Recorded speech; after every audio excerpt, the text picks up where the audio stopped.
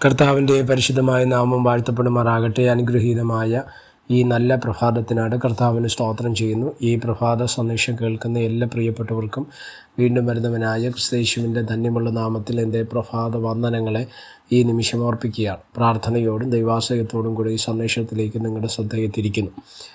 ഈ സന്ദേശം നമ്മുടെ എല്ലാവരുടെയും ജീവിതത്തിനകത്തൊരു അനുഗ്രഹമാകട്ടെ എന്ന് ഞാൻ ആശിച്ചുകൊണ്ട് ചിന്തയിലേക്ക് കടക്കുകയാണ്.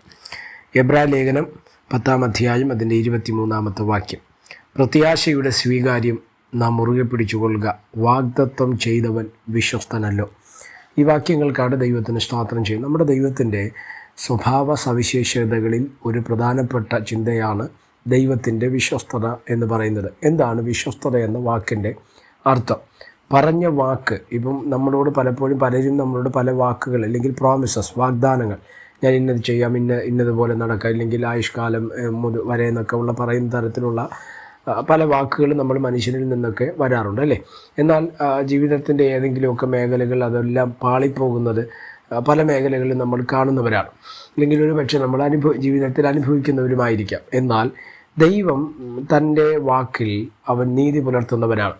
കാര്യം ദൈവം വിശ്വസ്തനാണ് എന്നാണ് ആ വാക്കിൻ്റെ അർത്ഥം. അപ്പം പറഞ്ഞ വാക്കിൽ നിലനിൽക്കുന്ന, ഇല്ലെങ്കിൽ അത് നടത്താൻ, അത് നിവർത്തീകരിക്കാൻ കൂടെ നിൽക്കുന്ന ഒരാളുണ്ടെങ്കിൽ അതിനെയാണ് വിശ്വസ്തൻ എന്ന് പറയുന്ന വാക്കിൻ്റെ അർത്ഥം.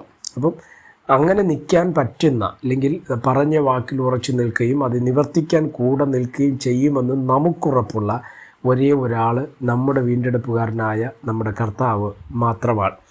മനുഷ്യർക്കാർക്കും അങ്ങനെ നിൽക്കാൻ പറ്റത്തില്ല. റോമാലേഖനം 3-ാം അധ്യായം നമ്മൾ വായിക്കുന്ന സമയത്ത് മനുഷ്യർ അവിശ്വസ്തരായാലും ദൈവം വിശ്വസ്തനായി പാർക്കുന്നു.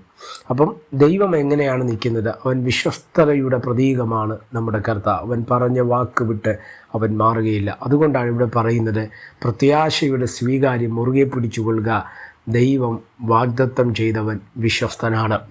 ഇനി നിങ്ങൾ ശ്രദ്ധിച്ച് ഈ എബ്രായ ലേഖനം 11-ാം അധ്യായത്തിൻ്റെ 11-12 വാക്യങ്ങൾ പഠിക്കുമ്പോൾ അബ്രഹാമിനെ പറ്റി, സാറായിയെ പറ്റി അവിടെ ഒരു പരാമർശമുണ്ട്.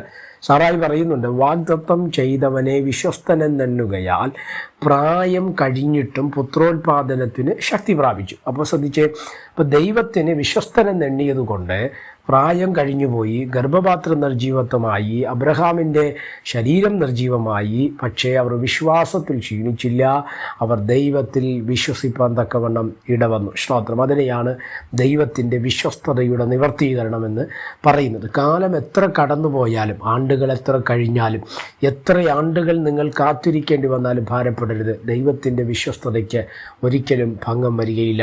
അവിശ്വസ്തതയുടെ ഒരു മനുഷ്യലോകം നമ്മുടെ ചുറ്റിലുമുണ്ട് അല്ലേ. ജീവിതത്തിൻ്റെ മേഖലകൾ പലപ്പോഴും അവിശ്വസ്തതകൾ നടക്കുന്നത്.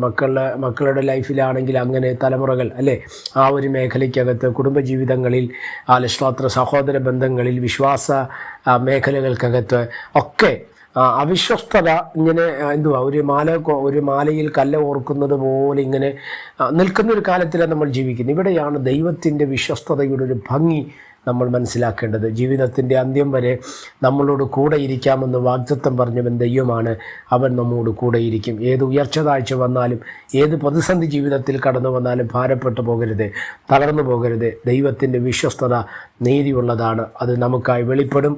പ്രാർത്ഥിക്കാം. പരിശുദ്ധനായ ദൈവമേ, സ്വർഗീയ നല്ല പിതാവ്, ഈ സന്ദേശത്തിനായിട്ട് സ്തോത്രം ചെയ്യുന്നു. ഈ സന്ദേശം കേൾക്കുന്ന എല്ലാ പ്രിയപ്പെട്ടവരെയും തൃക്കരങ്ങൾ തരികയാണ്. അവിടുന്ന് ചിറകടിയും മറയ്ക്കുകയും സഹായിക്കുകയും അനുഗ്രഹിക്കുകയും ചെയ്യേണ്ടതിനായി പ്രാർത്ഥിക്കുന്നു. എല്ലാ നന്മകളാലും കർത്താവ് നിറയ്ക്കണം. എല്ലാ വിശാലതയുടെ ആത്മാവിനാൽ നിറയ്ക്കണം. അവിടുന്ന് വിശ്വസ്തനാണ്. അങ്ങ് ഞങ്ങളോട് കൂടെ ഇരിക്കുന്നതിനായിട്ട് സ്തോത്രം. മഹത്വം അങ്ങേക്ക്, യേശുവിൻ നാമത്തിൽ തന്നെ. ആമേൻ. എല്ലാവരെയും ദൈവം അനുഗ്രഹിക്കട്ടെ. God bless you.